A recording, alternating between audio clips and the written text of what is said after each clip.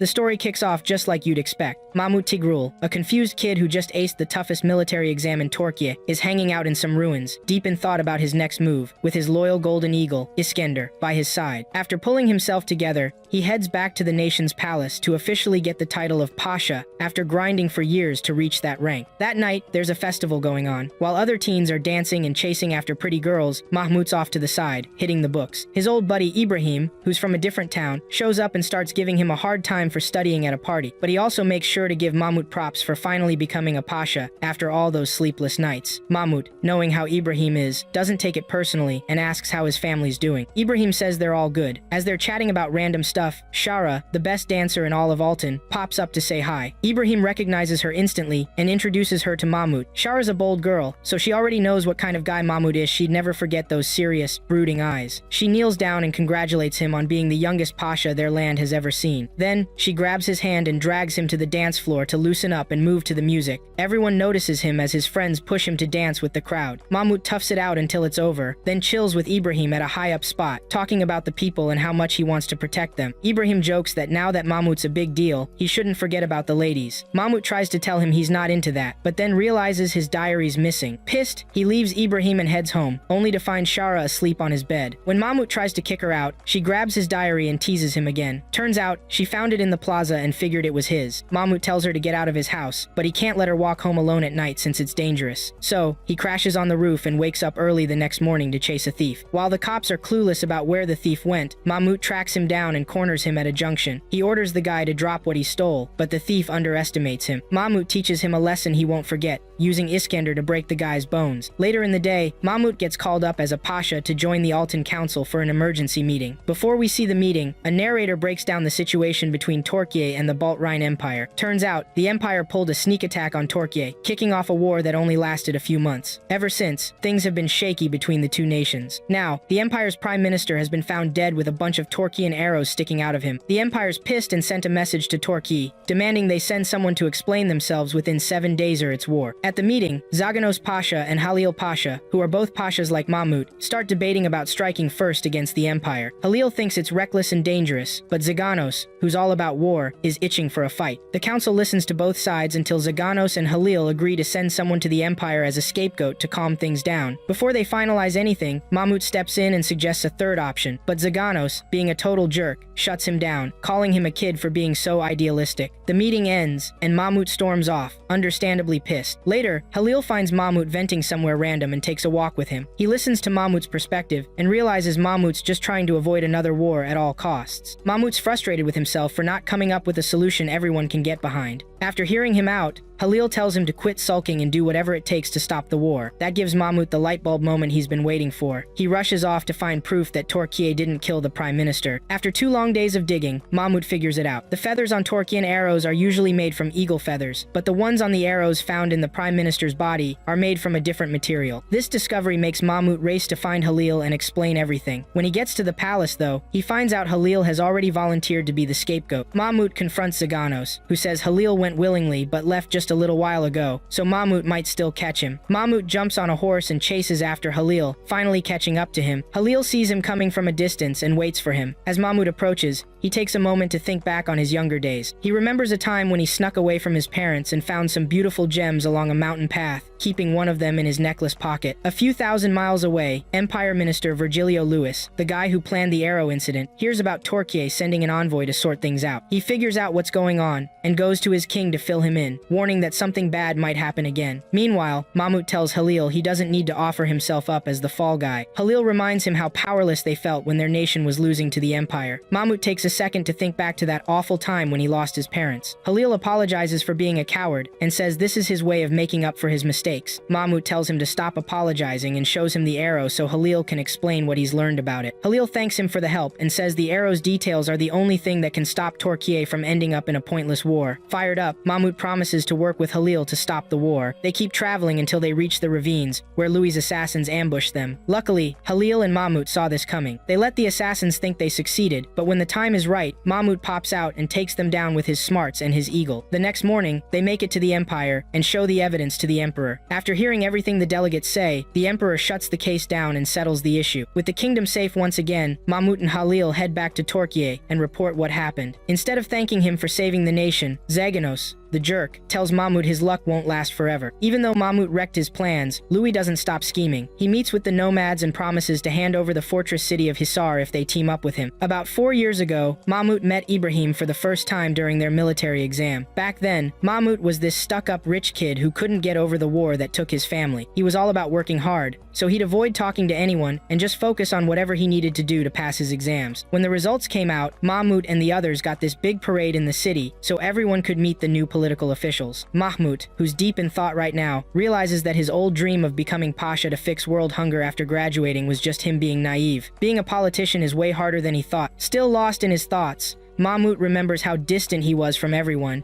and how he messed up a drill because he couldn't get people to follow him. That day, his handler tore into him so bad he ended up crying on his way home. Ibrahim, his best friend, was riding with him and was totally shocked to see serious Mahmoud bawling like a kid. Mahmoud asked Ibrahim if being a pasha was even worth it. Ibrahim, who wanted to become the Vali of his hometown, Hisar, told him if they both worked hard enough, they'd get to where they wanted. For the rest of the ride, Ibrahim kept hyping him up, telling him to stick to his goal and give it his all. Fast forward to now, Mahmoud is completely floored by the news that his buddy Ibrahim, now the Valley of Hisar and probably the nicest guy Mahmoud's ever known, is rebelling against their country, Turkey, and teaming up with the Araba tribe to declare independence as their own nation. It just didn't add up at all. While Mahmoud was off writing poems and napping on rooftops, Ibrahim was out here attacking a merchant's mansion, kicking his men out of the oasis, and putting martial law into effect. When Zaganos, who's always itching for a fight, hears about this, he's all over it and asks for permission to rally his 4,000 troops to crush the uprising in Hisar and get things back to normal. That evening, Mahmoud stops Zaganos just as he's about to leave for Hisar and begs him not to rush into it because attacking one of their own could make things worse. But Zaganos tells him the situation is way more serious than Mahmoud thinks. If they let Hisar break away, the Empire will swoop in, take over, and have easy access to Turkey since Hisar is the fortress city blocking the Empire. Even after hearing this, Mahmoud still tries to talk Zaganos out of attacking, but Zaganos says he's more interested in figuring out who's behind Ibrahim's rebellion. With that, he rides off into the sunset. Mahmoud is left wondering if Zaganos already knew about the rebellion before it even started. To see what's really going on, Mahmoud heads out at night with Shara to Hisar. On the way, he's hoping he can reach his buddy before things go south and his people get wiped out. Meanwhile, Louis tells the Emperor about Hisar's rebellion and suggests they send troops to act like they're backing Araba. This way, they can sway public opinion and officially claim Hisar as their territory. The Emperor points out that the Turkish troops aren't dumb and won't wait for the Empire's army to show up before making their move. Louis reminds him about Duchess Leladeric, or Lele, and her 10-0 infantry troops. The Emperor gives Louis the go-ahead to send a signal after dark. At the same time, Ibrahim meets with the leader of the Arabans in a tent where his family members are being held. He promises to stick to their deal as long as the Arabans move the families of Hisar to safety. One of the shady female warriors there shows up and calls Ibrahim out for being dumb enough to trust people so easily, letting his people's families get taken as hostages based on nothing but talk. Meanwhile, Shara and Mahmoud sneak into Hisar disguised as women. They make their way to the tent and notice it's covered in oil, which confuses Mahmoud. He starts worrying that his worst fears might be coming true. Right then, news hits the tent that Zaganos' forces are closing in on Hisar. Everyone freaks out because this wasn't part of the plan. One of the taller jerks in the enemy army calms everyone down and tells them to wait for the Imperial army to show up before doing anything stupid. He looks at Ibrahim and gives him instructions on how to stop Zaganos' forces from getting into the city. Ibrahim leaves the tent and heads for the walls to hold them off. On the way, he spots Mahmoud and makes a comment about his outfit. Hearing his voice, Mahmoud realizes he's got to act fast. When Ibrahim gets to the top of the wall, he tells his soldiers to get ready to fire as soon as the sun comes up to keep Zaganos' army from reaching the gates. Ibrahim knows they're outnumbered and outmatched, and it's only a matter of time before they're overwhelmed. On the other hand, Zaganos is thinking through the possible outcomes and realizes that showing up early has thrown a wrench in the Empire's plans to take over Hisar. Once daylight breaks, Zaganos' forces plan to attack the fortress and take Hisar back. Right before the fight kicks off, Zaganos gets word that Lele's rolling up to Hisar with a 40,000-strong army. But Lele figures out pretty quick that Zaganos and his crew beat her to the punch and got there first. She's kinda bummed about it and tells Louis. Her guy, Glalet, asks if he should just off the Emperor's envoy who came with them so they can jump straight into the fight with Zaganos. For now, they decide to chill and see how things play out. Zaganos realizes he messed up big time and wishes he'd done better. Ibrahim picks up on the shift in the vibe of the battle too. He starts overthinking everything, trying to figure out how to save his family and his people. While he's spiraling, one of his warriors shows up and reminds him how much he loves his country and Hisar. The guy tells Ibrahim that if he wants to take down Zaganos, they'll back him up and won't judge him for it. But Ibrahim's stuck because he doesn't want his men dying for no good reason. Meanwhile, a guard from Araba catches Shara and Mahmoud slipping and demands to know what they're up to. Shara plays it cool, pretending they're just dancers there to have some fun. The guard buys it and calls over some other Arabans to join the party. Shara starts chatting them up, asking how they heard about Hisar becoming a nation. One of them spills that it was a kind minister from the empire who told them and gave them instructions on what to do about Hisar. Shara cuts through the nonsense and gets everyone hyped by dancing with them. The tall guy notices the commotion outside and sends one of his men to shut it down. Before they can, Mahmoud steps in, gets everyone's attention, and spills the tea about the empire's shady plans to use them for political gain. The Arabans start questioning everything after hearing Mahmoud out. The tall guy leaves the tent to Eleanor, the sneaky woman from earlier, and pulls Mahmoud aside for a chat. He grills Mahmoud about his earlier actions, trying to figure out where he stands. Mahmoud, feeling pretty sure of himself, talks fancy and tells the tall guy he's there to get revenge for his friend and save him from the empire's manipulation. The tall guy tells Mahmoud to stop letting his feelings run the show and act like a real politician, unlike Ibrahim. But Mahmoud's not about that life. He goes after the guy hard, breaking his sword to reveal what's hidden inside. After their first clash,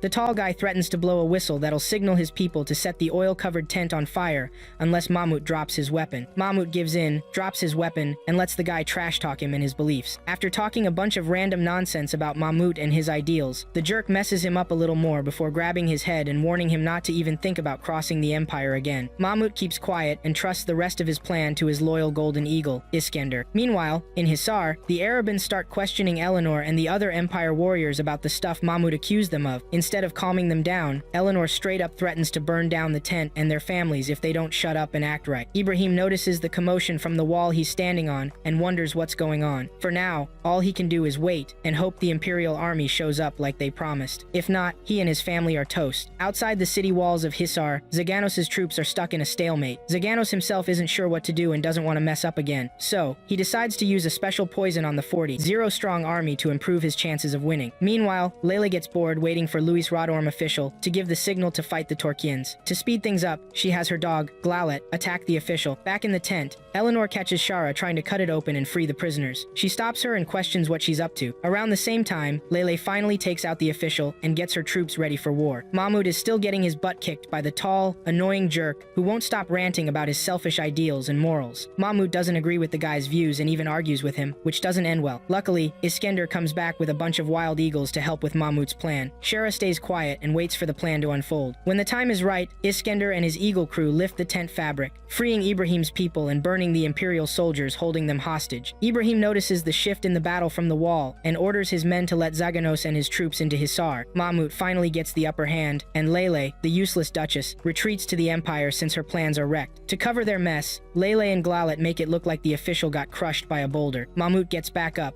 grabs his sword, and fights the tall jerk for real this time. After dodging some attacks, he gets the guy in a chokehold and makes his ancestors proud by strangling the life out of him, leaving the body to rot. With that taken care of, Mahmoud heads back to Torquay to meet with the Divan and the 13 other pashas to figure out what to do next. At the start of the meeting, Ibrahim has to defend himself against the accusations thrown at him. He says everything he did was for his family and Torquay. When asked why he left his city for Altan, he explains that he went there during the festival to attend a meeting organized by Zaganos. The king questions Zaganos, and he backs up Ibrahim's story. Then Mahmoud is told to explain why he let the people of Hisar go, even though they tried to betray Torquay. Turns out, Mahmoud convinced Zaganos to release the Arabans by reminding him of his past mistake and pointing out that the Arabans were the ones who drove the Imperial soldiers back to their land. Realizing his error, Zaganos let the Arabans go. Afterward, Mahmoud thanks Shara for her help and returned home. Mahmoud also explains that if they had harmed the Arabans, it could have sparked a rebellion against Torquay, which might have given the Empire a reason to attack them. With all the facts laid out, the council wraps up the meeting to deliberate. While waiting for their decision, Mahmoud Mahmut remembers his last conversation with Ibrahim after saving his people and his twins from the enemy. Ibrahim was worried about his future, since it looked like he was the one who started the rebellion. Later, the council reconvenes and announces their decision. Ibrahim and Zaganos are pardoned as leaders of their communities, but Mahmut is stripped of his title as Pasha and demoted to Binbashi, serving under Halil Pasha of the 7th province. Ibrahim gets upset, not understanding why Mahmut is being punished for something he did. After the meeting, Mahmut goes to see Halil. Halil stays calm and asks Mahmut why he wants to be a Pasha. Mahmut says it's because he wants to stop another war from happening, but Halil points out that Mahmut made a mistake by abandoning his duties as Pasha to save a friend. While it was a noble thing to do, it was selfish and not in the best interest of the country. Losing his title is a chance for Mahmut to learn how to protect Turkey as a whole. Mahmut then asks if Turkey is planning to start a war, but Halil doesn't answer. That night, Zaganos finds Mahmut sulking and indirectly thanks him for saving him from his mistake. Even so, Zaganos reminds him that Mahmut's actions weren't exactly right, it just happened to work out. As a thank you, Zaganos gives Mahmut a Pyramus device, which he uses to communicate with his spies in other lands, including the Empire. Mahmut suddenly realizes everything Zaganos has been doing behind the scenes and gets really mad at him. But then he understands that he's been too focused on his own selfish goals and starts to see things from Zaganos' perspective. He accepts the gift and decides to head back to his hometown to learn how to be a better leader. Meanwhile, Louis, Lele, and Glalat are having lunch and talking about expanding their power and taking over Turkey. Louis promises not to repeat his past mistakes. Now that he knows Zaganos has spies everywhere, he plans to track down each one and kill them. Hearing this, the Duchess and Glalat toast to their future victory over Turkey. During his trip back to his hometown, Mahmut dozes off and has the worst nightmare ever. In the dream, the dark thoughts in his head tear into him, calling him a failure and reminding him there's not much he can do now that he's not the Pasha anymore. Luckily, he wakes up just in time to avoid losing his way on the road and finally makes it to his hometown, Yeni Tugrul village. When he steps out of his carriage, he takes a moment to soak in the air of his old home and feel the ground where his mom and the others were buried after the war. He looks out at the empty fields that used to be full of crops and life 12 years ago and wishes things hadn't changed, and heads into the village to get started on his mission. Once inside, Mahmut goes to the water shrine and offers the Pyramus crystal as a kind of prayer, hoping to activate it and send out a signal to anyone nearby. He manages to get the crystal to work a little, shooting a colorful beam of light into the sky, hoping one of Zaganos' spies will notice and come find him. Unfortunately, no one shows up. Later that night, Iskender picks up on a shift in the weather. He tells Mahmut, who quickly realizes it's time for the wild eagles to migrate north. That means he won't be able to use them for any of his plans until winter. He thanks Iskender for the heads up and gives his eagle a pat. Not long after, some drunk, washed up, shady old guy stumbles into the room where Mahmut is and introduces himself. Mahmut's pretty confused, but the guy who says his name is Barbaros explains that he's the flag bearer and kulak spy for Tugrul village. Mahmut notices how old the man is and asks why he's still a flag bearer. Barbaros explains his job and says he's the village's current spy. As for what a kulak is, they're special spies stationed at water shrines in different towns and villages across the continent. When someone from Zaganos shows up, the kulak identifies them and passes along all the intel they've collected. They also act as middlemen between agents to keep things running smoothly. Mahmut finally understands why he's supposed to visit water shrines every time he's in a new place. Barbaros moves on to the latest news. He tells Mahmut that Louis has been catching spies in the Empire's territory and wiping them out in just a week. He's not sure how much Louis and his crew know, but he warns Mahmut to stay sharp. Before leaving, Barbaros hands over info about someone who's looking for Mahmut, a guy named Kulak Suleiman, who wants to meet him somewhere private. After meeting with Barbaros, Mahmut heads to the spot, wondering why Suleiman wants to meet him. Eventually, Suleiman shows up and welcomes him to Zaganos' spy network. Meanwhile, Barbaros is just chilling in his usual spot, waiting for his bosses to finish their chatter. Suleiman introduces himself and his eagle, Katerina. Then, he offers Mahmut some fancy wine from Tugrul, which brings back memories of Mahmut's people before the war. Suleiman also introduces Iskender, who turns out to be a guy, and they chat about how Mahmut managed to control him. After the small talk, Suleiman gets serious. Looking sad, Suleiman shares his story. 12 years ago, when the war between Turkey and the Empire began, Suleiman was in the Republic of Florence, a place known for its diplomacy and love for art. Back then, he was living it up, drinking with aristocrats, while his village was taken over by imperial soldiers. When he heard about Tugrul's death, he asked for leave, but by the time he got home, the war was over, and his village was destroyed. Struggling with survivor's guilt, Suleiman wandered aimlessly around Turkey. One day, he ended up in Altan and saw a group of idiots and crooks joking about the war that had destroyed Tugrul. Furious, he fought them with everything he had. That's when he met Zaganos, who was just 14 at the time. Zaganos saw the pain Suleiman was in and promised to give him a purpose by making him part of his spy network once he became Pasha in 5 years. Suleiman didn't believe the kid, but sure enough, Zaganos became Pasha 5 years later. Zaganos tracked Suleiman down, finding him working in a shop. He brought him into the spy world, explaining how Florence used information to its advantage, even without much military power. Eleanor. To convince him further, Zaganos revealed that the master Suleiman had worked for in Florence was actually a spy for the president and had been for years. This blew Suleiman's mind, and he accepted his new role and title. After that, Suleiman traveled the world and eventually built the most intricate spy network. Mahmud is blown away by how clever and bold Zaganos is. Suleiman notices that Mahmud seems to have some beef with Zaganos and asks him about it. Mahmud explains how Zaganos humiliated him at his first divan, which makes Suleiman laugh. They share a good conversation about the crazy genius before calling it a night. Later that night, Louis sends his assassin team, led by Eleanor, to sneak into Tugril and take out Barbaros before Suleiman and Mahmud return. Barbaros is still sharp and quick, like a sly fox. When he sees the people trying to take him out, he signals Suleiman and Mahmud to come help him out of this mess with Eleanor. The two warriors hear his whistle and rush over. Just as Barbaros is about to feel the sharp end of Eleanor's weapon, Mahmud and Suleiman show up. Mahmud goes after Eleanor first and uses his funky rope gadget to call in a bunch of wild eagles. But Eleanor's too smart for that. She throws some sheep blood and meat all over Mahmud, so the eagles turn on him instead. Poor Mahmud gets attacked by his own birds. Luckily, Suleiman knows the exact sound to make to scare the eagles off. He shows up just in time, giving Mahmud a chance to clean himself up. While Mahmud's handling that, Suleiman lays into him about how dumb Eleanor is for thinking she's got the upper hand. Mahmud gets back in the fight, evening the odds, and charges at Eleanor, even though Suleiman told him not to. Turns out, that was a bad move. Eleanor breaks his rope gadget and almost takes him out. Barbaros creates a smoke screen, giving them all a chance to escape into a nearby cave. Inside the cave, Suleiman gives Mahmud a reality check,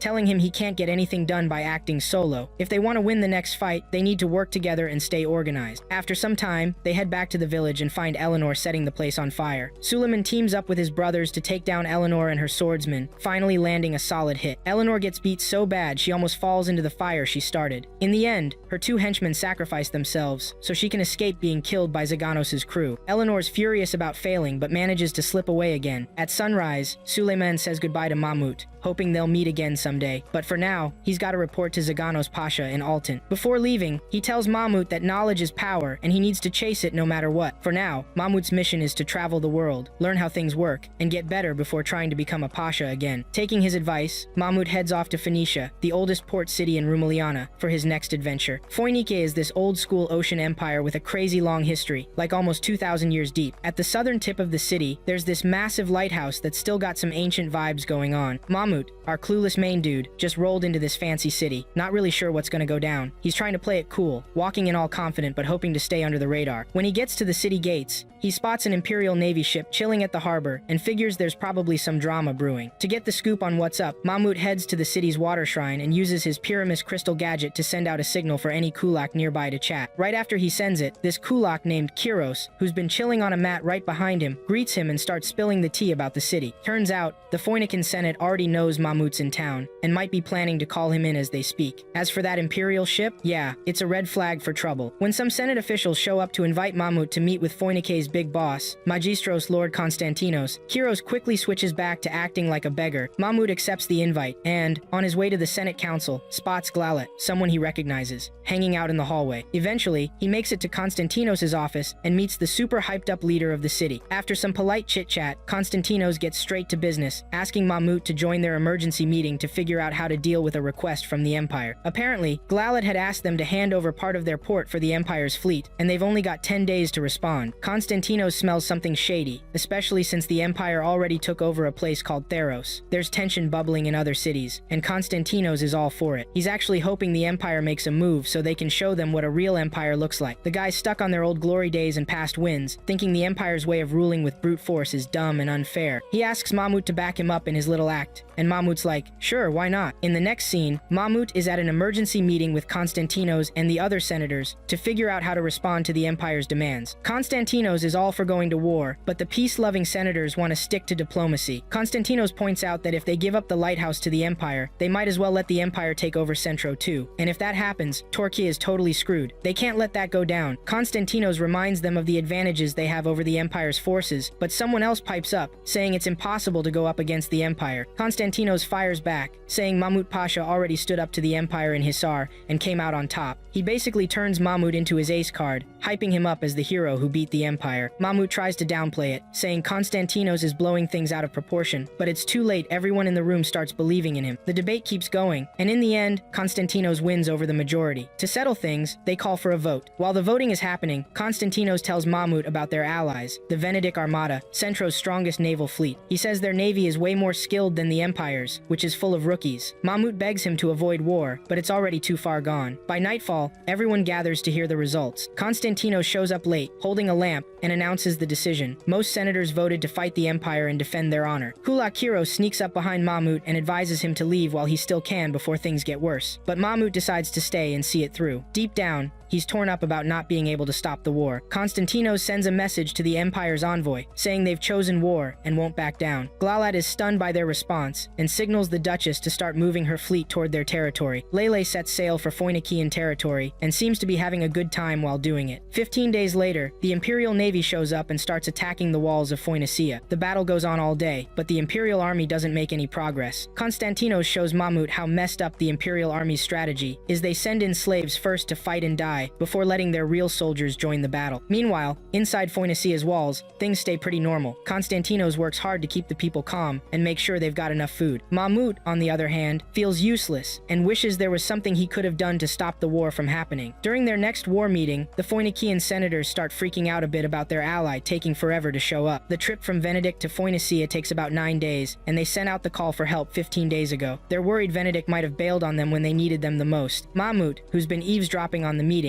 decides to step up and do the unthinkable. He asks for a ship so he can sail through the Imperial Navy's blockade and personally handle things with Venedict. He's determined to figure out what's going on and fix the situation. Konstantinos thanks him for his concern but chooses to trust his buddy, the leader of Venedict, saying he's not the kind of guy to break a promise that easily. Mahmud thinks about Ibrahim and figures Louis must be pulling out all the stops to end the stalemate. Meanwhile, Mahmud has no clue that the Duchess and her crew are already on the other side of the supposedly unbreakable crystal cliffs, ready to climb the ancient 3,000-year-old cliffs and catch the Phoenicians off guard with a sneak attack. Mahmud meets up with Kiros to talk things over before making his next move. Kiros starts opening up about how corrupt his dad is, who also happens to be a senator in Phoenicia. Since he was a kid, Kiros has been disgusted by his dad's shady ways and how far he'll go to get what he wants. Growing up hating everything his dad stood for, Kiros decided he'd never follow in his footsteps. He wandered the city for a while until he got busted by the Phoenician guard and met Suleiman. Back then, Kiros thought he had done a great job sneaking in as a falconer and even mocked Suleiman for catching him. But Suleiman saw the fire in Kiros's eyes and recruited him on the spot to be a kulak. By nightfall, Kiros and Mahmud are walking down a staircase, talking about why Mahmud wants to go to Venedict and bring back reinforcements himself. Mahmud gives him the usual excuse about how Phoenicia can't win the war without Venedict's help, but Kiros calls him out, telling him to cut the crap and spill the real reason he's so desperate to save Phoenicia. Right as Mahmud's about to answer, Kiros's lamp goes out, and the floor beneath Mahmud gives way. Kiros manages to grab him and stop him from falling. Before pulling him back up, Kiros demands the truth. Mahmud carefully chooses his words and finally says he's doing it for his country, Turkey, because it's his duty. He says he's not wrong for putting his nation first, and if Kiros has a problem with that, he's free to let him go. Seeing the conviction in Mahmud's words, Kiros pulls him back up, praises his determination, and promises to get a ship and crew together to break through the Empire's blockade so they can head to Venedict. Meanwhile, Konstantinos is chewing out Kaiserus Apollodorus, giving him grief for ignoring the war. Konstantinos asks if he still thinks going to war with the Empire was the right move. Konstantinos doubles down, saying he still believes it was the right call, but Apollodorus isn't really on his side and thinks they're making a huge mistake. He tells Konstantinos to get off his high horse because if he doesn't, who knows what'll happen to the Phoenicians. Mahmud is hanging back, quietly watching the whole argument go down. At the same time, Glalat orders the slaves on his ship to gear up for their 4th suicide mission. He's planning to send them to climb the wall and take the hit from Phoenician arrows to buy the Duchess time to sneak up the crystal wall from the back. The slaves, totally fed up with being treated like disposable pawns, start hatching a plan to escape the next night. Glalat switches up the guards and keeps sticking to Louis's orders. Meanwhile, Mahmud tracks down Kiros on the outskirts of the city. Kiros takes him to a safe spot and helps him go undercover while the crew loads up their escape ship with supplies. Mahmud changes into his disguise and makes Kiros promise to survive this mission. By nightfall, they're checking for any leftover supplies to make sure they're ready. Mahmud gets to know some of the crew as they all share a few moments before things get crazy. After hearing their pep talks and chatter, Mahmud thanks them for risking their necks to be part of this. Once they've got everything prepped, the only thing left is to quietly drop the harbor chains without tipping anyone off. Mahmud and Kiros sneak into the control room to lower lower the chains manually. Right as they're about to get to work, they stop to eavesdrop on what's happening upstairs. Turns out, the slaves from earlier have already reached the gates of Phoenicia on a smaller ship and are ready to surrender to the Magistros. At first, the Phoenicians think it's a trap set by the Empire to trick them into opening the gates. But then, the leader of the rebellion starts spilling his sob story, saying they're miners from another country and don't even know if their families are still alive. Kiros and Mammut listen in through the communication pipes as the deserters plead their case. Before they can finish, the Imperial soldiers start firing arrows at their ship, making the Phoenicians think the deserters are legit. With the Imperial Navy closing in fast, the deserters keep begging the Phoenicians to let them in. Konstantinos mulls it over and decides to give them a shot. To avoid any backlash, he calls for a vote, which ends up going his way. They start working on raising the harbor chains, but first, they do some calculations to make sure the tides are on their side. The Imperial fleet notices what's going on and speeds up to try to get through the inner gates before the deserters make it inside. The math whiz from Phoenicia does some quick number crunching and figures out they've got enough time to shut the gates before the Imperial Navy rolls into town if they hustle. Konstantinos wastes no time and drops the harbor chains, opening up a path for the deserters to sail into the city. Once the deserters hear the chains are down, they paddle like crazy to reach the dock before the Imperial army shows up. As soon as they're in, the chains start going back up. But then Konstantinos notices the Imperial Navy ditched their ballast to make their ships lighter and faster. Nikephoros, the math guy, recalculates and realizes they're not gonna make it. Still, they keep cranking the chains up as fast as they can. Just when they think they've got it, the seasonal winds kick in, giving the Imperial Navy an extra boost. Eventually, Glalat busts into the city's docks. Konstantinos scrambles, ordering all his soldiers to surround the ship and stop it from docking. He also gets the bad news that none of their ships were prepped ahead of time. Frustrated, he takes a moment to stew over his mistakes before figuring out his next move. Apollodorus watches the whole mess unfold, shaking his head in regret, waiting for some kind of miracle. Luckily, Mammut and Kiros manage to sail out just in time. They ram Glalat's ship, board it, and start taking on the crew. Mammut calls his eagle, which swoops down and drops nails on the enemy fighters. After taking down the Elvaldes mountain troops, Mammut and his crew round up the survivors and head below deck to clear out any stragglers. When Kiros and the others make it topside, Glalat crawls back onto the deck of his wrecked ship. He spots Mammut holding a woman and challenges him to a fight. Before they start swinging swords, Glalat recognizes Mammut as the eagle guy he saw back in Phoenicia. Without saying much, Glalat lets his sword do the talking. They trade blows, and Glalat tries to psych Mammut out with some trash talk. Mammut pauses and calls his eagle, Iskender, for backup. Iskender swoops in, distracting Glalat, who throws oil on him. Glalat keeps pressing the attack and nearly takes Mammut down, but one of Mammut's men suddenly drops the ship's anchor. The jolt throws Glalat off balance, and he gets captured. Kiros shows up, ties Glalat and his crew up, and offers them a deal: surrender and live. But Glalat just keeps running his mouth, stalling for time so the Duchess and her warriors can sneak into the city. Mammut doesn't catch on to the plan, and keeps listening to Glalat, who eventually spills Louis' scheme for his homeland. Meanwhile, Glalat and his men decide to go down swinging, aiming to take Mammut and his crew with them. Mammut and Kiros waste time entertaining Glalat's nonsense. By the time they realize what's up, Mammut looks back and sees Phoenicia engulfed in flames. The Duchess and her warriors have already climbed the city's unbreakable walls and broken in. Mammut watches in disbelief as the city he thought was invincible burns to the ground right in front of him. Soon, the other folks in the Phoenician state, including the clueless dude Konstantinos, spot the fire tearing through their homes and families in the distance. Meanwhile, the Phoenician Senate starts to piece things together and realizes the naval attack was just a big old distraction to keep their eyes off the land army, sneaking in to wreck them. They were doomed from the jump because they didn't have someone like Louis, a straight-up chess master, cooking up their game plan. While the Senate is losing their minds, Konstantinos stubbornly tells his people not to give up hope. The poor guy really thinks his wishful thinking is enough to save their already sinking city. But honestly, the Senate doesn't even take him seriously anymore. This dude still has the nerve to shout out orders, telling his troops to hold off the Imperial soldiers while waiting for the Venedict Armada to come save the day. He even tries yelling at the troops through the sound pipes, but Apollodorus had already filled them with water to block any more of his nonsense. At one point, Apollodorus confronts Konstantinos face to face and shows him the mess he's dragged Phoeniki into. He's worried that if they keep listening to this guy's trash commands, the whole city will be wiped out by morning. Konstantinos keeps ranting about his ideals, but Apollodorus just tunes him out. Instead, Apollodorus gets the senators to vote on whether to surrender to the Imperial army or not. By the end of the vote, everyone's on board with surrendering. Konstantinos looks at everyone like they stabbed him in the back and decides he'd rather end it all than watch his city fall under the Empire's control, but Apollodorus stops him from doing something stupid and finally waves the white flag to surrender. That day, the Imperial army makes history as the first and only force to break through the supposedly unbreakable crystal wall. They call it a win right then and there. Mammut and his crew quickly quickly realize it's way too risky to stick around, so they quietly sail out of the nation's waters to dodge the Imperial army. As for the Phoenician soldiers, they ditch their posts and rush home to protect their families. Meanwhile, Kiros and his squad manage to smuggle the badly injured Mamut out of the city. Now, all they gotta do is sneak him out of enemy waters to find a doctor who can patch him up. Before hopping off the little ship, Kiros promises his crew he'll come back for them. But they know Mamut Pasha is gonna need someone to have his back, so they tell Kiros to stick with him while they hold things down in the city and wait for him to return and take it back from the Empire. Mamut gets out of bed, still looking rough, and thanks Kiros' crew for having his back. Elsewhere, Konstantinos is standing face to face with the Duchess. He's still running his mouth about his dumb ideas on how power should be used, but the Duchess quickly reminds him how weak his words are compared to those with real power. She slashes his shoulder, letting him see his life flash before his eyes, and then finishes him off. Apollodorus and the other senators show up to back the Empire as the Phoenician War officially comes to an end. A few hours after sailing away from Phoenici, Mamut and Kiros finally relax, knowing they're out of enemy range. They keep sailing for about 4 more hours before running into the Venedic Armada fleet. At the same time, the fleet's captain spots them and orders his crew to bring everyone on the boat up to the deck. When Kiros and the injured Mamut get there, the captain introduces himself as Silvestro Brega and offers them asylum on his ship out of respect for the alliance with Phoenici. But instead of taking the offer, Mamut, ignoring his injuries, demands to know why they abandoned Phoenici to fend for itself against the Imperial soldiers. Brega fires back, saying they never betrayed Phoenici. Apparently, they made all the necessary preparations as soon as they got the request from Phoenici and set sail. Mamut doesn't buy it and tries to press him for the truth, but he collapses into Abariga's arms. Abariga, another big shot on the fleet, allows Mamut to be taken to his quarters to recover over the next few days. While Mamut is getting treated, he drifts off into a dream, trying to figure out what went wrong. All Konstantinos did was trust the Doge of Venedic, Lucio, a little too much. Is it so wrong to form alliances based on trust? Is he missing something? Did something happen to Venedic that made them hesitate to help Phoenici? These questions keep spinning in Mamut's head, but he can't come up with any answers. The one thing he does know is that he still has a lot to learn. For now, he rests and wakes up a few days later. One morning, Kiros comes into Mamut's room to feed Iskender, who's acting aggressive towards him. Mamut just lies there, wondering how the captain can stay so calm and collected after betraying a 200-year-old alliance. Kiros doesn't really have an answer, but figures maybe the people of Venedic are just jerks by nature. Obviously, Mamut isn't satisfied with that. His curiosity pushes him to figure out what really happened, no matter what it takes. His first step is to dig into the history of Venedic,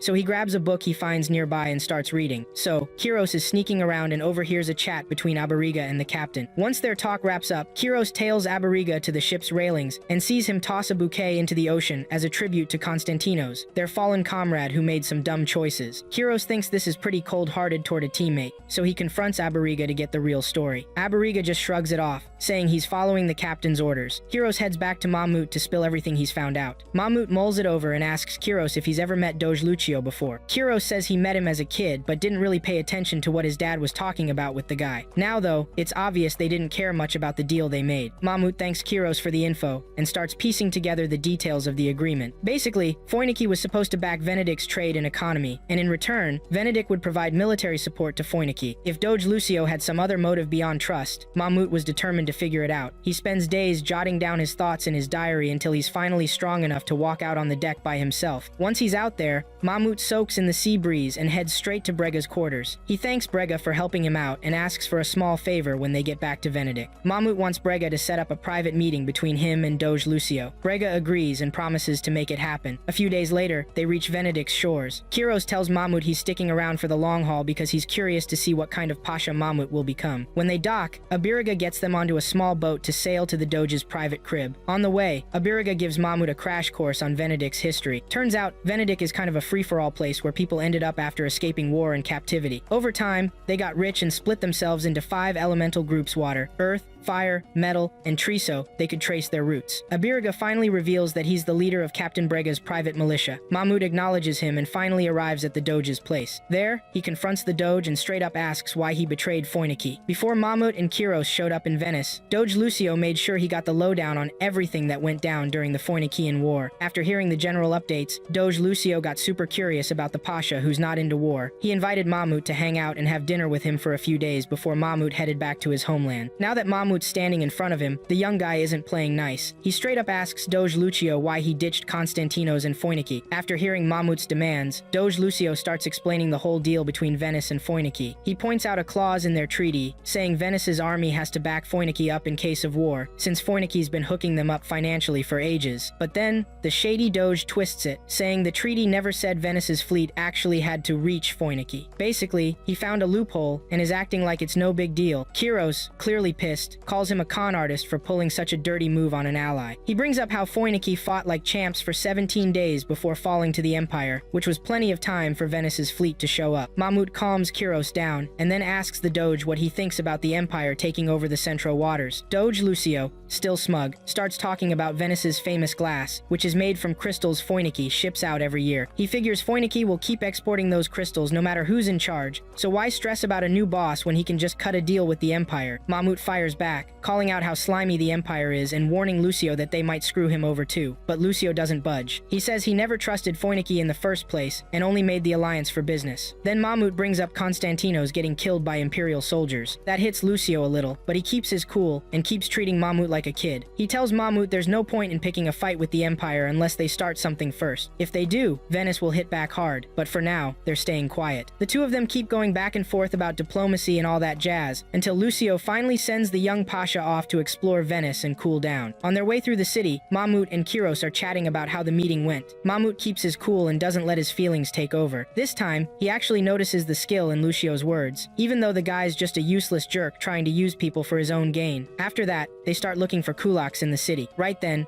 Abiriga shows up and tells them there aren't any kulaks around. Once he catches up with them, Abiriga takes them to Brega's restaurant, which is now run by Brega's wife. While they're there, they talk about stuff going on in the Centro Sea, like how they assign captains to different areas on the continent. After hearing all this talk about the region, Mahmoud asks why there aren't any kulaks in the city. Abiriga explains that Venedict made it clear to Suleiman that they didn't need spies because they already act as spies for every nation. Even back when he was younger, Abiriga impressed Suleiman with his skills, but Suleiman got stuck in a tricky spot when he realized no one wanted to betray their country or favor another one. After hearing all of this, Kiros decides there's no point in staying in Venedict. Just as he's about to say what's on his mind, Brega's wife shows up with more food. Kiros is so blown away by how beautiful she is that he just sits there silently, staring at her. She notices Kiros looking at her like he's seen an angel and starts talking about how much Abiriga means to them. She explains that Abiriga was born a slave and was passed around from one master to another. But one day, Brega saw his potential and paid 5 times the usual price to buy him back then. Now, Abiriga has grown into a man with honor and class. She also mentions that Abiriga is the one who scarred Brega's face, and he's been apologizing for it ever since. Right before they finish their meal, an alarm goes off in the distance. It looks like there's been a shipwreck. Abiriga gets up to check out what's going on and finds out that the Kelowna Company's ship has sunk to the bottom of the ocean. Not long after, 3 chubby merchants show up at the restaurant, demanding that Abiriga pay back the money he borrowed to invest in the company. Brega shows up at the worst possible time and backs up their story. He makes it sound like Abiriga committed a serious crime and ends up sentencing him to exile. That night, Mahmoud asks Abiriga why he didn't tell the captain what he used the money for. Abiriga says he didn't want the captain to treat him differently or save him, because that would look bad to the people of Venedict. He thinks it's better this way. Not long after, Abiriga gets arrested. He thanks Mahmoud for helping him, gives him some kind of map, and goes with the guards. A few minutes later, Mahmoud and Kiros are walking around Venedict at night when they overhear those 3 greedy merchants bragging about how easy it was to trick Abiriga and the captain. After hearing enough to know they're guilty, Mahmoud and Kiros confront them, calling them out for their lies and accusing them of setting Abiriga up. Unfortunately, Venedict doesn't have any laws against lying without proof or letting someone walk into a bad situation, so Mahmoud can't do anything about it. After dealing with those jerks, Mahmoud decides to help Abiriga. To do this, he comes up with a military-style plan. Meanwhile, Abiriga talks to the captain from his cell and asks Brega if it's really worth letting people believe in their fake story. Brega says it's worth it because they want to see what kind of leader Mahmoud will become. At the same time, Mahmoud challenges 20 chess masters in Venedict to play him all at once. He plays hard and wins about 700 ducats in one match. The chess masters get mad and demand their money back, but Brega's wife shuts them down, reminding them they're still in her restaurant. Everyone backs off and leaves. When Brega gets home, his wife tells him that the boy they brought to the city has guts. The next day, just as Abiriga is about to be sent away to some far-off place, Mahmoud steps in. He uses the 700 ducats to buy Abiriga's freedom from Brega. Abiriga admits to his lies and apologizes. Mahmoud Mahmoud accepts the apology and lets Brega pitch Abiriga's skills to him. In the end, Mahmoud buys Abiriga's freedom and welcomes him to his crew. After they leave the city, Lucio sails out to meet Brega to talk about Mahmoud. Brega thinks Mahmoud is young and inexperienced, but Lucio believes Mahmoud has the potential to become a great leader because he's eager to learn and has the imagination to back it up. As they sail off, Kiros asks Mahmoud if he's okay with the risk of Abiriga sharing their secrets with Venedict. Mahmoud says it's worth the risk because they might need Venedict's help someday. Just before Venedict disappears from view, the bell from Foinike rings, and Lucio mourns the loss of his best friend, Konstantinos. Mahmoud moves on from his time in Foinike and looks forward to new experiences with Abiriga. After the Foinike War ended, the Balt Rhine Empire snagged another prime spot along the Centro trade route. To reward Duchess Lele for her part in the win, the emperor promised her half the taxes from their new turf. This whole situation freaked out the nations in the Berlik-Torkie Federation. About 13 days after Foinike fell, the sultans of the 4 smaller nations called for an emergency meeting, hosted by the top dog nation, Torkie Pashalu. The meeting was all about deciding whether to go with a motion Torkie Pashalu came up with 12 years ago. At the meeting, the 4 sultans Balaban of Muzrak, Selim of Kuluch, Uzun of Bechka, and Fatma of Balta were all respected leaders in their regions. They had to vote on whether to accept the proposal from Torkie Pashalu. When the votes came in, everyone was stunned. The 4 of them shot the proposal down, rejecting what their parent nation wanted. After the meeting, Zaganos and Suleiman had a chat about the growing unrest and how to stop a rebellion from popping off. Zaganos suggested that Torkie Pashalu pull some shady moves, take over the 4 smaller nations, and create a Torkian union. Just then, Saluja Pasha, one of the peace-loving types, showed up and warned Zaganos that the sultans might start demanding equal rights and freedom to make their own calls. He told Zaganos not to do anything reckless, warning that it could lead to a civil war down the line. Zaganos listened to the guy ramble for a bit, but as soon as he left, Zaganos decided he wasn't going to waste time with the sultans when they needed to get ready for the empire's invasion, which could happen any day now. Meanwhile, Mahmud was traveling around the 4 smaller nations, learning about their history. Right now, he was hanging out in Muzrak, strolling through the town square, when a weapons dealer passed by. Abiriga tipped him off, and they followed the trail to a locked-up building. After scoping out the place, Abiriga led Mahmud and his colleague through a maze of tunnels to sneak inside. They crawled through the tunnels and made it to the inner rooms. Once there,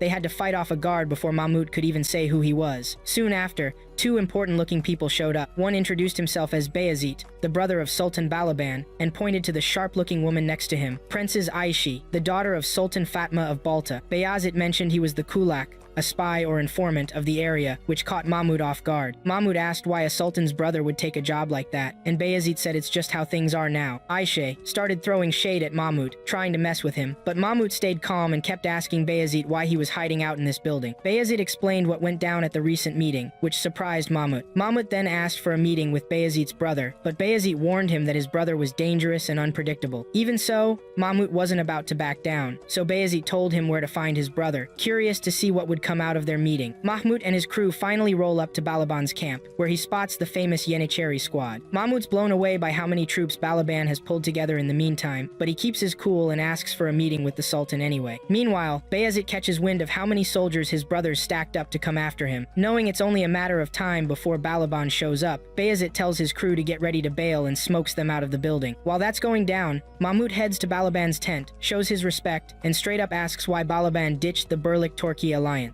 Mahmud reminds him that sticking together ups their chances of survival if a bigger power, like the Empire, decides to invade. Balaban listens to Mahmud, but then tells him straight up that his nation can go screw itself. He's done letting them treat his people like garbage. If they won't give his nation equal rights, then they can fight the Empire on their own. Mahmud asks if Balaban's trying to start a civil war, but Balaban says he's just going to shut down anyone who stands in his way. As for his brother Bayezid, who's holed up in the water shrine, Balaban says he'll deal with him soon. Before wrapping up their talk, Balaban asks Mahmud how he feels about Torkie demoting him. Balaban figures Mahmud should be pissed at his country for wasting his skills, but Mahmud admits he was young and clueless back then, so he deserved it. He says he still loves his homeland, no matter what they do to him. At that point, Balaban makes up his mind he's never bowing to Torkie's demands, period. And as for Bayezid, Balaban calls him a disgrace and vows to take him down, no matter what. When they reach the shrine, Balaban calls out Bayezid and Aishi, labeling them traitors and enemies of the state. Mahmud asks why Balaban thinks Aishi is a traitor, and Balaban explains it's because she tried to pull off a failed coup against her mom earlier. Kiros leans over to Mahmud and whispers that they should have bailed while while Balaban was distracted. When the time's right, Balaban sets the entire water shrine on fire. Inside, Bayezid and Aishe trigger some kind of water-draining mechanism to help them escape.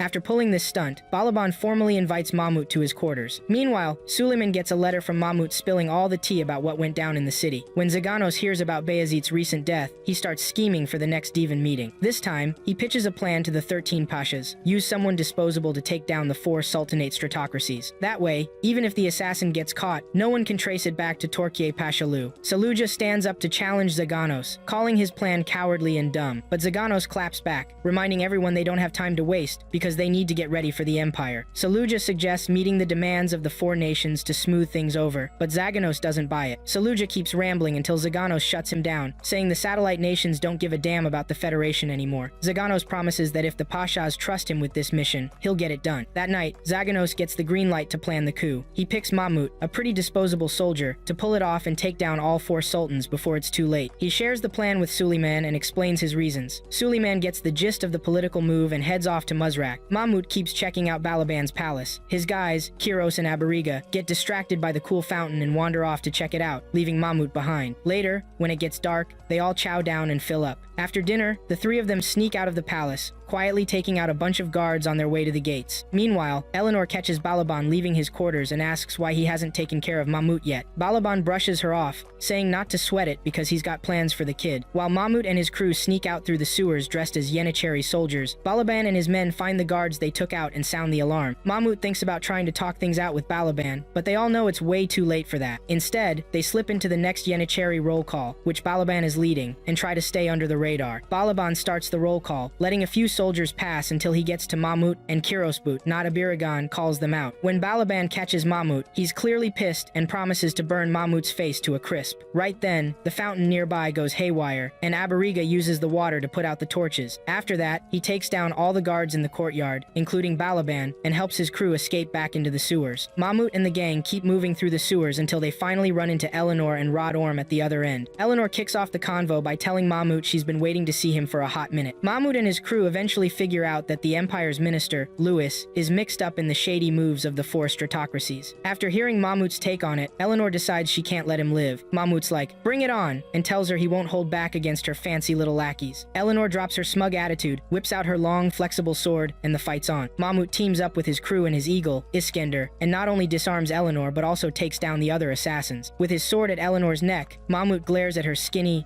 annoying self and warns her not to mess with him again. He reminds her this is the 2nd time he's beaten her, and there won't be a 3rd next time. She's dead for real. Eleanor tries to buy herself some time by begging for mercy, but when Mahmut talks trash about her boss Louis, she claps back. Eventually, Balaban and his Yenicheris roll up to take Balaban back. While Mahmut's distracted, Eleanor slips out of his grip and barely escapes with her life. Mahmut and his crew find a spot to lay low and wait for a miracle. Just when they're about to give up hope, Suleiman shows up with the goofballs Bayezid and Aishi to save the day. Mahmut hops on with them and manages to get away from Balaban. Later, during a debrief with Suleiman, Mahmut vents that Balaban is a stubborn pain in the ass, and as long as he's running Muzrak, there's no way the Brillik Torkiye Federation can come together. After hearing Mahmut out, Suleiman spills the tea about the Divan's plan to make Mahmut the leader of an anti-sultan rebellion. If Mahmut agrees, his job will be to overthrow all 4 sultans within a set time. Kiros smells something fishy and calls them out, accusing them of making Mahmut the fall guy for their shady schemes. Mahmut brushes it off and asks Bayezid and Aishi if they're down with the plan. They're cool with it, so Mahmut gives the nod and agrees to the Divan's orders. Meanwhile, back in Torkiye, Saluja Pasha is seen ripping into Zaganos for deciding to overthrow the sultans. Zaganos ignores him at first, but eventually snaps and calls Saluja out for being an idealistic idiot instead of facing reality. Saluja rides off, deciding he's going to handle things his own way. The next morning, Mahmut and his new squad head to another sultanate to kick off their mission. On the way, Mahmut appoints Bayezid and Aishi as the pro-Torki leaders for Muzrak and Balta. For now, the plan can only move forward if they can find 2 more leaders for Buchak and Kuluch. Mahmut racks his brain to come up with candidates to take over once the current sultans are out of the picture. Suleiman keeps riding until they reach Buchak's capital. When they get there, they find wanted posters with their faces plastered all over the city walls. Since they can't just stroll into the city, Suleiman comes up with a plan plan to disguise himself and Mahmut as a married couple. The plan works, and soon enough, they're inside the city. While walking through town, Suleiman explains a business deal that'll go down the drain if the Berlik Torki falls apart. By night, Zaganos reads a message from Suleiman to catch up on what they've been up to. Around that time, Suleiman takes Mahmut and the crew to check out the new road the Buchak engineers are working on. It's supposed to link the empire with Buchak and work as a trade hotspot between the two. If they finish this road, Buchak could finally sell their gems for way more cash than they're getting now. When Mahmut hears this, he realizes the empire is trying to buy Buchak with money, and if the road gets done before they take out the 4 current sultans, then Berlik Torki could be toast. To stop this, Mahmut splits the group in 2. One team will handle Buchak, and the other will deal with the sultan in Kuluch. Aisha volunteers to go to Kuluch since she knows the sultan there. After hearing this, Mahmut tells Suleiman and Bayezid to find a ruler for Buchak, while the rest of the squad heads to Kuluch. By the crack of dawn the next day, they roll into Kuluch and meet Aishi's fiancé, Prince Orhan. But this dude's a total wimp with the guts of a clueless idiot. Seriously, he's such a coward that his wife has to keep him calm. Anyway, Mahmut and the gang settle into a villa where Orhan serves them fresh fruit. Aishi doesn't waste time and straight up asks Orhan to set up a meeting with his dad. Orhan warns her it's risky since even he barely remembers what his dad looks like. Salim's always wearing a mask, but Aishi doesn't care about that kind of stuff. Eventually, they get their meeting with Salim.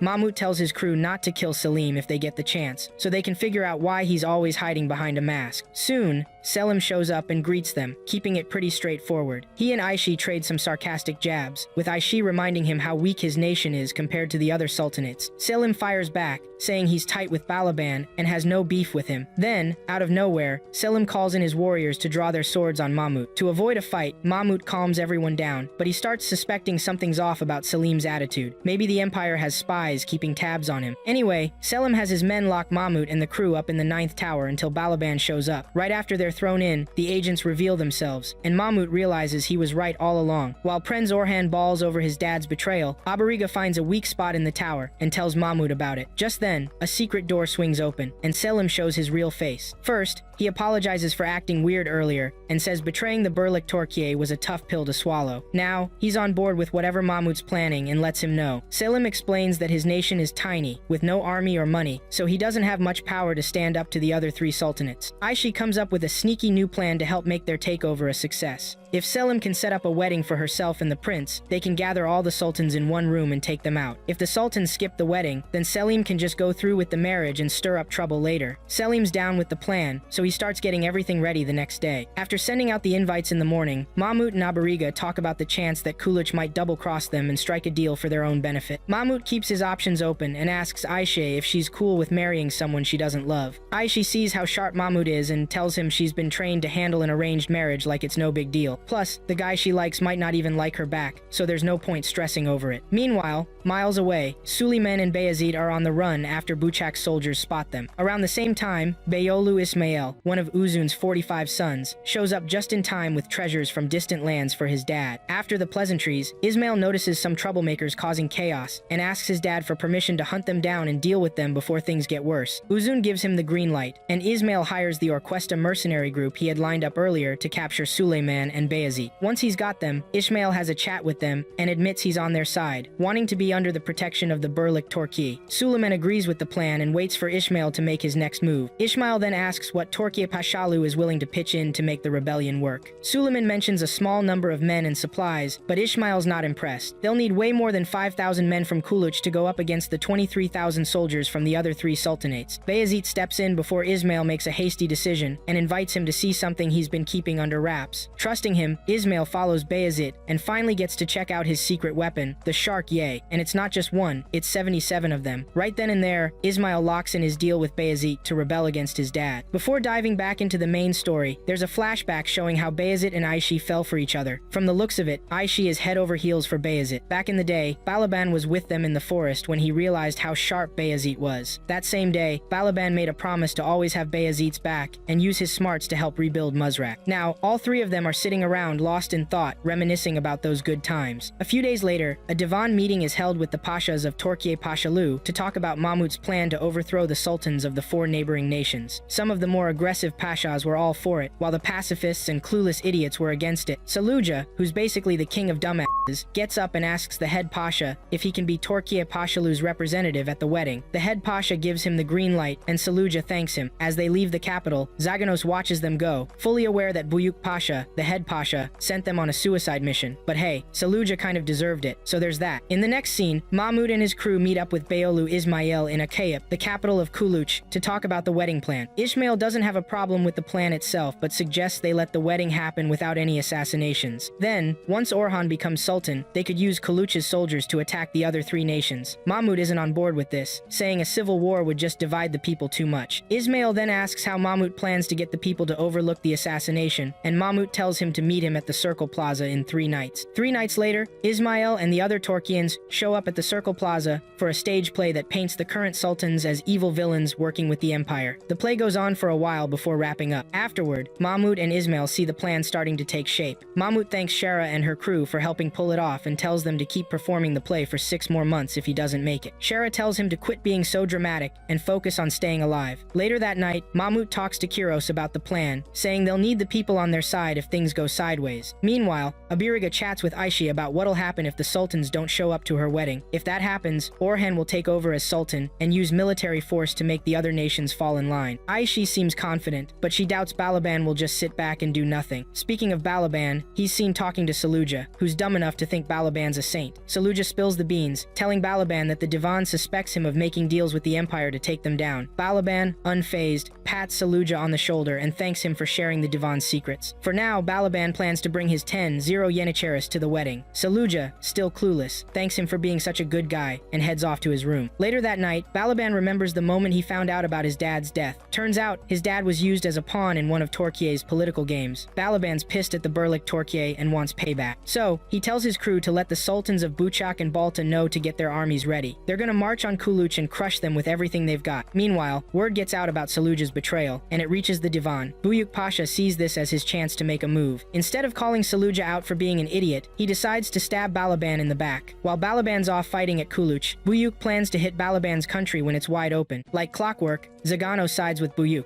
Against all odds, Buyuk puts Zaganos in charge of the armies to get the ball rolling. At the same time, Balaban hooks up with Fatma and rides with her in her carriage to talk about the war that's about to go down. Mahmud and his crew, on the other hand, are busy planning their positions for the wedding. They want everything set up perfectly so they can take out all the sultans. Aishi tries on her wedding dress but complains about how hard it'll be to fight with such a heavy and fancy gown. Bayezid shows up and offers to help her train outside, and she's down for it. During their private training session, Aishi thinks back to the good times she used to have with Bayezid. After they finish, they sit and watch the sunset, talking about their biggest dreams. In the middle of the convo, Aishi realizes Bayezid felt the same way she did. They both thought they'd end up getting married. But now, that's not how things are. Poor Orhan overhears their chat from nearby. The dude's heart shatters, and he ends up crying alone in some dark hallway. Selim finds his son bawling on the stairs, sits him down, and gives him a pep talk. He tells Orhan to stop being a wuss and step up so Aishi can see him as someone worth loving. Orhan takes his dad's advice and promises to change. As the wedding prep continues, Aisha pulls Mahmud aside to remind him why the Torkian government picked him for this mission. Mahmud assures her he knows the risks and says he's ready to face them. Seeing the fire in Mahmud's eyes, Bayezid feels a twinge of jealousy. It reminds him of the day he found out his brother betrayed the Torkian alliance. Bayezid wasn't just heartbroken, he was crushed that his brother chose the wrong side. If push comes to shove, Bayezid is ready to do whatever it takes to save Muzrak, even if it means taking his brother out. The next day arrives in a flash, and the city of Kuluch gets ready for the big celebration. Just as the ceremony is about to kick off, Mahmud gets a heads up from Zaganos about an army heading their way. Mahmud looks out and spots 20,000 soldiers marching toward Kuluch. Wasting no time, he sends Kiros to evacuate the townspeople while Abiriga and Suleiman make sure Sultan Selim is safe from the Empire's agents. After giving out all the orders, Mahmud gets back to fine-tuning his assassination plan. The Sultan rolls up into his son's room, ready to take him out and stick his head on a spike. Orhan's begging his dad to chill, while Aishi whips out her sword and squares up with the guards. Meanwhile, Ismail, Bayezid, and the crew are gearing up for a fight as they head to the palace's military quarters. Aishi and her fiancé eventually get outnumbered, and Orhan has to hold a knife to his dad's throat to stop the guards from killing his girl. Elsewhere, Abiriga and Suleiman track down some Empire agents and take them out. As they make their way to Selim's room, Orhan's hit with another challenge. His dad asks if he's ready to leave their small kingdom to fight Balaban, even if it means getting wrecked. Orhan, being the clueless idiot of the century, just stands there looking dumb, admitting he doesn't know jack about war or politics. The Sultan's over it at this point. He shoves Orhan aside and goes for Aishi, but before he can hurt her, Orhan gets up and stabs his dad in the back. Selim, realizing what's up, accepts his son's choice and tells him to stay strong, since he's about to be the new Sultan. Right then, Abiriga and Suleiman walk in and see Selim in Orhan's arms. Meanwhile, Mahmud's struggling to handle Kuluch's army of 5-0 men. The cocky captain refuses to move without hearing from the Sultan first, not wanting to risk his troops in the upcoming war. They're about to make a huge mistake when Orhan finally grows a pair and takes charge like a boss. He shows them his dad's mask, proving he's taken over, and orders the captain to follow Mahmud's lead. The captain bows down to the new Sultan, and Mahmud gets what he needs. To figure out what caused the beef between Balaban and Bayezid, we get a flashback that breaks it down. Turns out, Bayezid's love for his brother went south when he caught him cutting deals with some jerk from the Empire, Louis. By the time Bayezid shows up at his brother's palace, Louis is already there working his angle. Louis sweet-talks the Sultan of Muzrak, pretends to feel bad about the Empire killing the Sultan's dad, and then pulls out a map he drew on some papyrus. Balaban checks out the map and notices it's way different from what he's used to. Louis tells him to take a closer look and says it's a map of the future Rumeliana, where Muzrak will finally be independent once his plans pan out. Later, Bayezid shows up and sees Balaban grinning at the map. Right then, Bayezid knows his brother's about to sell out. Not wanting to get screwed over, Bayezid secretly meets up with Zaganos and asks to be made a kulak of Muzrak. Zaganos grills him for a bit to figure out what Bayezid's really after, but eventually gives him the green light to take the role. By August 31st, year 75 of Torquier's calendar, Balaban and two other sultans gather their armies to surround Kuluch. Meanwhile, Orhan and his crew are getting ready for a siege and ask Mahmud for advice. Mahmud tells them to ditch the siege prep and try something else for a change. He shows them a message from the divan telling them to act as decoys and keep the three nations busy while Zaganos and the others swoop in and take out the rest of the towns. Mahmud's not about to let Kuluch's people be used as cannon fodder while Zaganos takes the glory. Even so, the enemy army outnumbers them 4-1. During their war meeting, Ismail and Bayezid show up, and Mahmud gets word from Suleiman about Ismail's hidden troops armed with shark yays. Mahmud realizes this fight might pit brothers against each other, and if that happens, they need to be on the winning side no matter what. Bayezid straight up tells him it's cool to kill his brother since he's over him anyway. Mahmud makes sure everyone's on the same page and then moves forward with the plan. When the time comes, they head to the front lines, ready to take the win. Balaban remembers the time he dealt with that idiot Saluja, whose dumb ideas nearly got him killed. Balaban thanks Saluja for the heads up that saved his life from Mahmud, but as payback for being so stupid, Balaban kills him on the spot. Snapping out of his thoughts, Balaban focuses on the battlefield. He sees how small Mahmud's numbers are and starts looking for his brother. When he spots Bayezid, Balaban decides that killing all of them with his 20,000 troops wouldn't feel right. So instead, he only takes 5,000 men to even the odds and charges into battle. Seeing Balaban's move, Mahmud thanks Bayezid for sticking with them to the end and tells Ismail to ride off and hide at the pre-planned spot. With that settled, Mahmud gets his men into formation and realizes Balaban is leading all 23,000 troops. If he wants to win the war, he's got to take down Balaban and make the rest of his army useless. So, he goes for this super basic battle plan, but Balaban figures it out pretty fast. Seeing how weak and simple the setup is, Balaban gets cocky, goes all in, and charges straight at Mahmud's army. Mahmud tries to throw him off by using tree branches on horses as a distraction,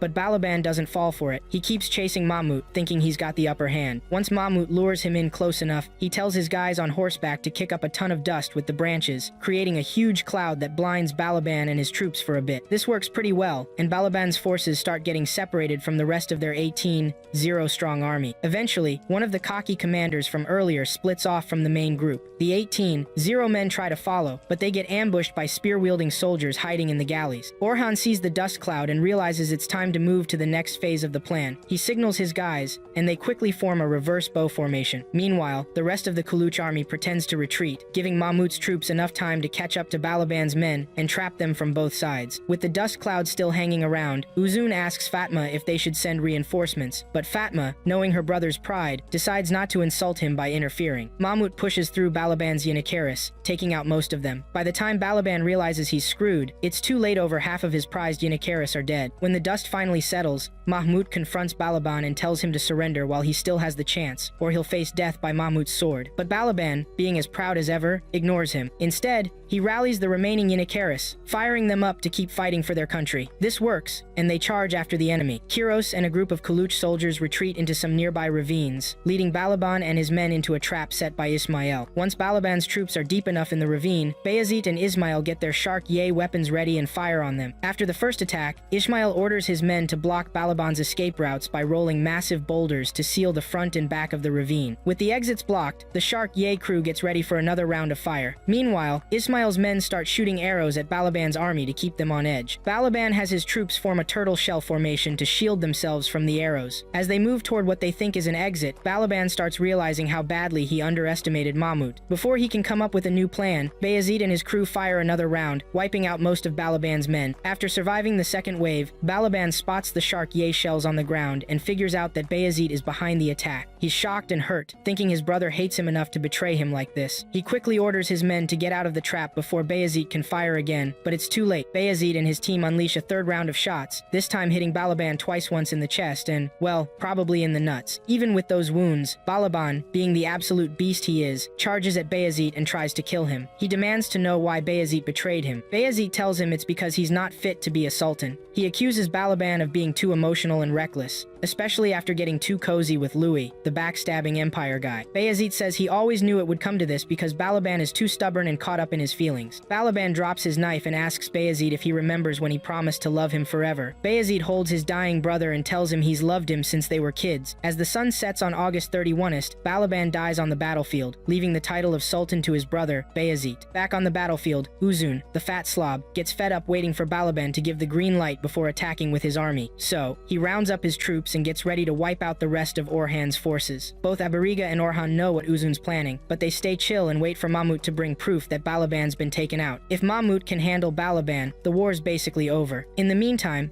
Abiriga tries to keep Orhan from losing his cool and doing something stupid, but it's tough for Orhan to stay calm since he's losing so many men with every attack. Just when things are looking grim, Princess Ecchi rides out of the castle with the castle's guards. Orhan watches her from a distance and realizes she's planning to fight Uzun's men with guards who aren't even trained for real combat. Ecchi doesn't care though, and throws the guards into the fight to buy Mahmut and Bayezid more time to finish their mission. The fat jerk Uzun catches on to Ecchi's plan, and pissed off at her gutsy move, sends his men after her. Orhan shouts out for his future wife, praying she'll be okay, when out of nowhere, Iskender shows up and saves her from getting killed. Soon after, Mahmut arrives with Balaban's head, proving he's dead. Uzun immediately backs off and runs like the coward he is. Dude's terrified because the only guy who gave him the guts to fight is gone now. Uzun's in deep trouble as he retreats to his castle to come up with a new plan with the Empire. Meanwhile, Fatma hears about how things have gone sideways and starts planning her escape before she gets caught. When night falls, Mahmut and his crew are pumped to see Uzun running away. Instead of chasing him, they let him and his men go back the way they came. Uzun, being clueless, has his ragtag mercenaries guide him through the ravines again, where Bayezid and Ismail, one of Uzun's sons, are waiting for him. The two lie in wait until Uzun and his beaten down soldiers are deep in the ravines. Then they spring their trap. They scare the soldiers off with a Shark Yay, and the soldiers bolt, leaving Uzun behind. Before Ismail finishes the job, Bayezid asks if he's ready to kill his own father. Ismail says his dad's nothing but a cowardly, fat loser with no morals. Plus, if he kills his dad now and takes the throne, none of his siblings can challenge him for it. Once the coast is clear, Ismail climbs down and takes out his father faster than your dad's quickest nap. Somewhere else, Mahmut and his crew corner Fatma and her last group of fighters in another part of the ravines. After scaring the hell out of them, they mess up and end up handing their sultan over to Mahmut. He takes Fatma back to the castle and locks her up. Over dinner, Mahmut talks with his new squad about how to punish someone like her. They're worried that if they kill her in cold blood, the kid who's next in line for the throne might flip out and ruin their plans. Kiros asks the princess why Fatma brought the boy to see the war, and Ecchi explains it's because he's safer with his mom than left alone in the palace. Then she tells a story about how her mom, Sultan Fatma, became ruler after her dad died. Fatma was supposed to hold the throne until the boy was old enough to take over. Some family members, like her uncle Kasim, didn't like this, but Balaban quickly took him out before he could cause too much trouble. After hearing Ecchi's story, Orhan stands up and tries to defend Fatma, but Ecchi, Fatma's daughter, says they can't let that happen. After dinner, Mahmut goes back to Fatma and tells her she'll be executed at sunset with a painless poison. Fatma accepts her fate and asks if her son, Kemal, will be killed too. Surprisingly, Mahmut says no, since Kemal Kemal is supposed to inherit Balta's throne when he's old enough. In the meantime, Aishi will run things in Balta until Kemal turns 15 and can rule. Fatma feels a little better hearing this. Kemal, seeing his mom's face, rushes to Mahmut and begs him to show mercy and spare her, saying she hasn't done anything wrong. He even goes to Aishi and asks her to step in, but Aishi tells her spoiled little brother there's nothing she can do to change the decision. Kemal runs back to his mom and threatens to get revenge if they go through with the plan to kill her. At dawn, Mahmut gives Fatma a drink, and she takes a sip, thinking it'll be her last. But when the sun fully rises, Mahmut calls off the execution and decides to let her live. Ismail and Bayazit confront Mahmut about his decision, but he explains what's at stake. If Kemal loses his mom, he'll never forgive them, and all their efforts will be wasted. To keep Fatma safe, Mahmut promises to set her up in a house on the edge of the city where she can live out her days. At this moment, Suleiman steps up and asks Mahmut what he'll do if the divan doesn't approve. Mahmut straight up says he doesn't care what they think because this is his call, and he'll handle his new sultans however he wants. From that day on, a new legend was born. Later, Orhan throws a tantrum like a spoiled brat while saying goodbye to his fiancée, Aisha. She finally gets him to stop crying and tells him to toughen up so she can actually respect him enough to marry him. Orhan pulls himself together, and Aishi moves on with her day. Later that afternoon, word got out about the successful coup, and Zaganos, along with the other sore losers who were down to spill innocent blood to hold on to power, heard the news. The new sultans paid their respects as they rolled into the capital of Turkey. Meanwhile, Louis didn't see this as a problem, as long as the civil war didn't mess with the empire. He met up with the emperor and told him to get the troops ready so they could hit Turkey soon. On the flip side, Abiriga and Kiros were talking about getting Mahmut back as Pasha at the next divan meeting, since they figured he'd done enough good to earn it. At the next divan, Mahmut got a shout out from Buyuk himself, who later asked if he wanted his Pasha title back. Mahmut caught on quick that the Pashas were testing his loyalty to Turkey. Before answering, Mahmut thought back to a chat he had with Ismail, back when he was complaining about pointless bloodshed and all that. Ismail told him that soldiers die for a good cause, and whether Mahmut liked it or not, they'd be happy to see their dreams come true. The new sultans also promised to work non-stop to make Mahmut's dream a reality. With all that in mind, Mahmut accepted the title. Later that day at the divan, some guy was whining about losing 7,000 men in the civil war and freaking out about what to do if the empire attacked. Mahmut raised his hand and suggested hitting the empire first. Even Zaganos was caught off guard by that. Mahmut told everyone to believe in themselves and pointed out some stuff they had that the empire didn't, which even got Halil Pasha on board. Halil stood up and hyped Mahmut up,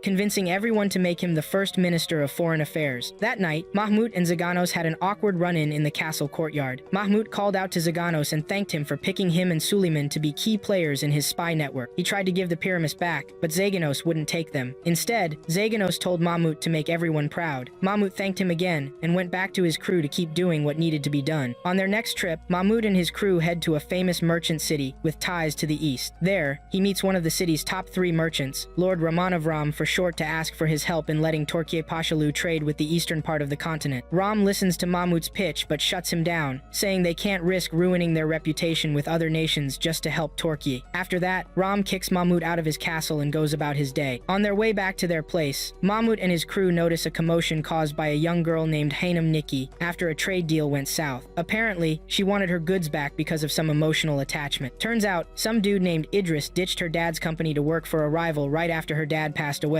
thinking Hanum wasn't cut out to run the business. Hanum loses it and tells Idris exactly how she feels. Idris, being a total jerk, fires back with some dumb comments, saying she's nothing compared to her dad, and blaming her dad for dying before she was ready to take over. That's all it takes to set Hanum off. As Idris turns to leave, she beats the crap out of him before one of his guards steps in to stop her. Idris gets up, talks more trash about her dad, and leaves Hanum standing there in tears. That night, Hanum wanders the streets with nowhere to go and no business to run. She's just roaming around like someone who's hit rock bottom. She cries and cries until she decides to give up completely. Just as she's about to toss her dad's necklace, Mahmut shows up with a new idea. Hanum gets a little aggressive, but Abariga calms her down. Mahmut shows her some beautiful Turkian jewelry and promises her a fresh start if she's willing to leave her useless city behind and join his crew. Without hesitation, Hanum agrees and listens to Mahmut's plan. He asks her to come along so they can get to work on their mission. The next day, Mahmut, Kiros, and Abiriga all dress up as women and team up with Hanum to sell their jewelry to the street vendors. Kiros is totally grossed out by his disguise,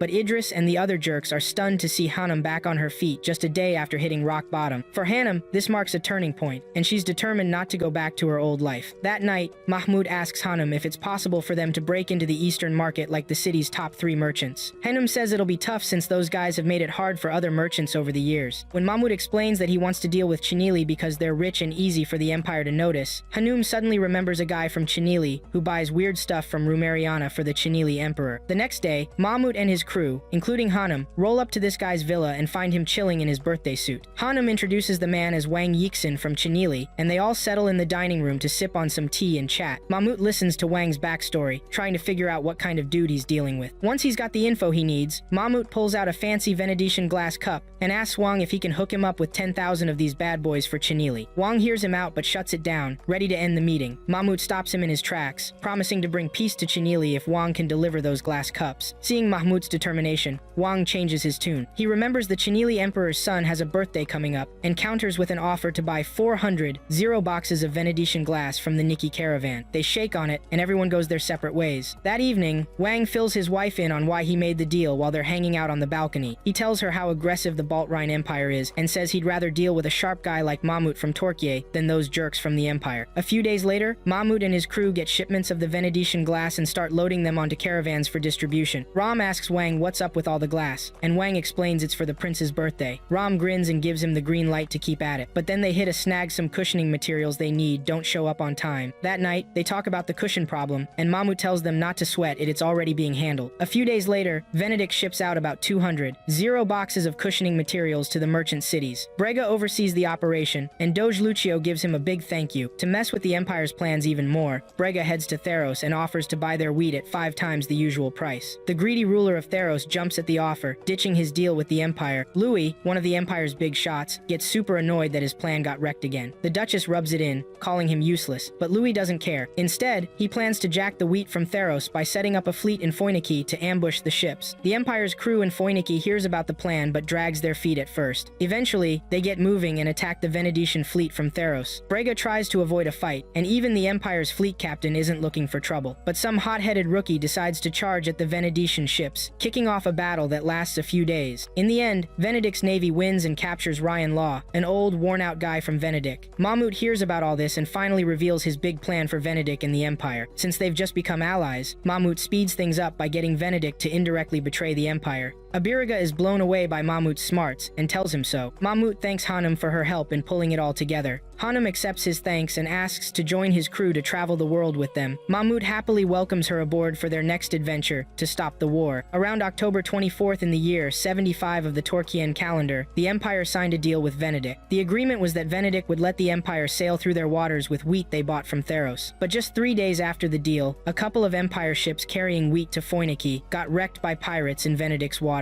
Venedict didn't lift a finger to help and left the Empire hanging. Duchess Lele, who was on one of the attacked ships, was furious at Venedict's forces for doing nothing. On the other hand, Lucio, the Doge of Venedict, thought this was their way of kicking the Empire out because the Queen of Centro wasn't a fan of the Empire's pushy ways. Lucio figured out that Mahmoud had a hand in setting this all up. He realized Mahmoud had orchestrated the whole thing to make Venedict turn its back on the treaty. Both Brega and Lucio couldn't help but respect Mahmoud's guts and cleverness for pulling it off. Meanwhile, Mahmoud was seen shopping for fur coats at a small store, getting ready for the freezing cold up north. By November 7th, Mahmoud and his crew headed to the northern region, to a country called Regatul Urado. This place had been closed off from the world for 400 years, with no trade or contact with outsiders. After braving the harsh winter, they finally reached the gates, where they were thoroughly checked before being allowed in. Mahmoud noticed how rough the guards were with the locals, and how strict the checks were before they could enter the inner parts of the country. Even then, Mahmoud had to wait in a quiet spot while his meeting with a minister was being confirmed. After another round of checks, Mahmoud and his crew finally met Margit, the Minister of Diplomatic Affairs to Torquay. Margit, a stylish and sharp woman, showed them around the nation and introduced herself as the kulak of the country. She assured them that the king knew about her position, so they didn't need to worry. They talked about the Empire's earlier meeting that year. Later, they stopped by the training grounds of the Lance Cavalry and watched the soldiers practice and mess around. Kiros asked Margit how her country made iron goods if they were so self-sufficient. Margit explained how they managed, mentioning their large supply of iron ore. Suddenly, Mahmoud spotted a northern northern goshawk flying overhead. Margit recognized it as her dad's pet eagle and rushed to greet him as he arrived on horseback. But her dad, King Zygmunt of Urido, scolded her for being too hasty. The king introduced himself to the group and challenged Mahmut to an eagle-bearer contest. Mahmut took him up on it and impressed the king with Iskender's skills. After their match, Mahmut starts thinking about a future where Torquay teams up with the country and realizes how awesome it'd be for them, since it'd mess up the empire's plans to invade. Zygmunt respects the challenge and heads out. Before he goes too far, he tells Mahmut he's not giving in to any of his demands because his country takes pride in surviving on its own. Mahmut keeps quiet and continues the night tour with the princess of the nation. Margit shows them the fishermen coming back and gives them a moment to soak in how stunning the view is. Not long after, they catch a whiff of the nasty smell of fermented crap coming from the cliffs west of where they are. She mentions that the smell keeps most people, including those from the empire, away. As they move further from the village, they spot a villager wandering out into the snowy wilderness. Luckily, they manage to bring him back to his family. Mahmut notices the sad look on Margit's face and realizes something is seriously off in this city. At dinner, Zygmunt spills the truth about why the man wanted to end it all. Turns out, there's a famine tearing through their land, and since they're dirt poor, the older folks sometimes walk out into the wilderness to die, so there's more food for everyone else. Hanayome loses it and calls out the king for eating while his people are starving to death. The king goes on some rant about how his grandpa and great-grandpa died the same way, saying he might go out like that too. Mahmut cuts in, telling the guy to start trading with other countries to survive, but the king refuses, saying he won't risk breaking 400 years of tradition and ending up like Foinike. Meanwhile, in the background, another blonde girl is eavesdropping on their dinner talk. Zygmunt keeps running his mouth until dinner's over, and they all head to bed. Once everyone's gone, Zygmunt decides to team up with the Empire the next day, with his other daughter, the blonde girl from Erler, pushing him to go for it. Meanwhile, Mahmut and the crew are struggling to sleep in their rooms because the stink from the western cliffs is unbearable. Abiriga suddenly recognizes the smell as Sturko from Centro's Sud Island. If they can get permission to check out the cliffs, they might find something interesting. They quickly get the minister's approval and head to the cliffs. There, they're hit by the smell of seabird poop mixed with sand. Margit explains the history behind the droppings, and Abiriga explains that Sturko is basically fossilized bird crap. Abiriga knows the value of the droppings and sends a sample to Zaganos to get it tested. Zaganos and Suleiman test it by mixing the Sturko in some liquid and comparing it to a control sample. Turns out, the stuff from the snowy country is way better than what they're used to. They hit up Mahmut and his crew up north to let them know they've hit the jackpot. When the test results come back, Zygmunt's guards show up and haul them to the throne room for an emergency meeting. There, Mahmut and his squad meet Zygmunt, his two daughters, and some illegitimate dude from the Empire. The meeting kicks off, and Zygmunt agrees to the Empire's alliance. The Empire's envoy starts talking a big game, promising Zygmunt the world if they play along. But Mahmut figures the guy wants to hear his take, so he throws caution to the wind and speaks up. He tells the king about the high-quality Sterco they found. Abiriga jumps in, explaining how the Sterco is super valuable and could make Urado rich for a long time. He says if they team up with Torquia Pashalu, Mahmut will personally make sure the deal happens. The Empire tries to mess up Torquia's plans, but Margit, one of Zygmunt's daughters, steps in and tells her clueless dad that the Empire will just trap Urado in debt. She warns that if they ally with the Empire, there's no way out. Meanwhile, her sister Gertrude sides with the Empire, saying it's smarter to roll with the stronger team. The envoy keeps spewing nonsense until Mahmut cuts him off, breaking down the Empire's true colors. After hearing Mahmut out, Zygmunt finally sees what's up and makes his choice. To seal the deal, he takes the envoy to the execution grounds and officially teams up with Torquay Pashalu.